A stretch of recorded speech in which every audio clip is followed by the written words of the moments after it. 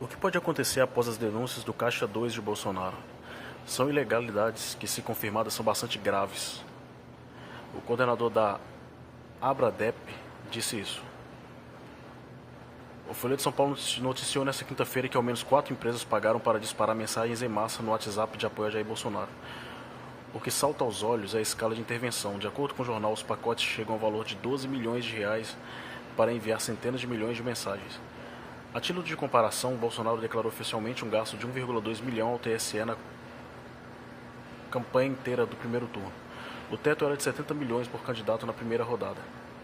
Advogados ouvidos por Exame apontam que, se confirmados, os principais elementos da reportagem houve prática de várias irregularidades eleitorais e margem para a configuração do chamado abuso do poder econômico. Essa regra, independente do candidato em si ter conhecimento prévio, considera tanto a gravidade dos atos quanto suas consequências de benefício a uma candidatura específica.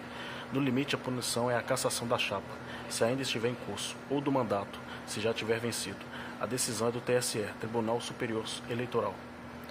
São ilegalidades que, se confirmadas, são bastante graves, diz Fernando Neisser, coordenador da Abradep, Academia Brasileira de Direito Eleitoral e Político.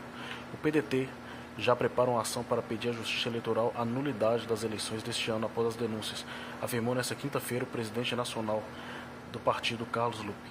Para Neisser, rastros podem ser encontrados na busca e apreensão dos computadores das empresas envolvidas ou na quebra de sigilo bancário.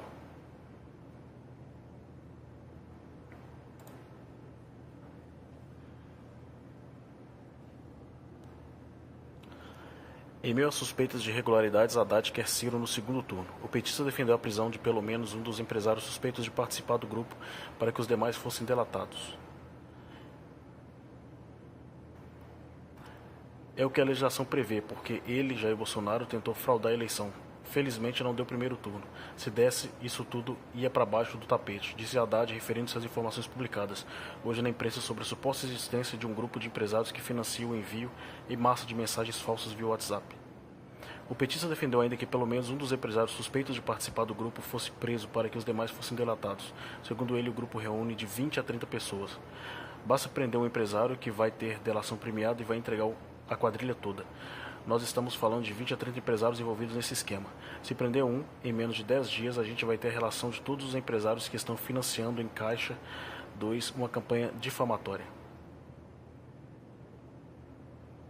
Haddad indicou que tem conhecimento sobre um dos empresários, a empresa contratada e os valores negociados.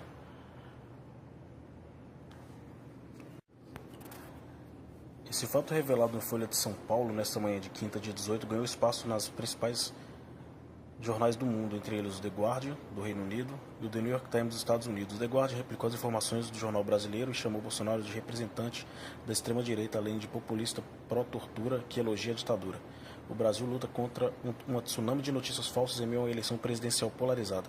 De acordo com as alegações e uma matéria de capa de Folha de São Paulo, um dos principais jornais do Brasil, Bolsonaro tem recebido a ajuda ilegal de um grupo de empresários brasileiros que estão patrocinando uma campanha para bombardear usuários do WhatsApp com notícias falsas contra Haddad, diz a matéria do jornal inglês. O The New York Times foi pela mesma linha. Na matéria, o jornal traz a denúncia da Folha e afirma que o que foi feito pelo candidato viola as leis trabalhistas. A disseminação de informações falsas nas redes sociais generalizou nos preparativos para o segundo turno presidencial do dia 28 de outubro, diz o artigo.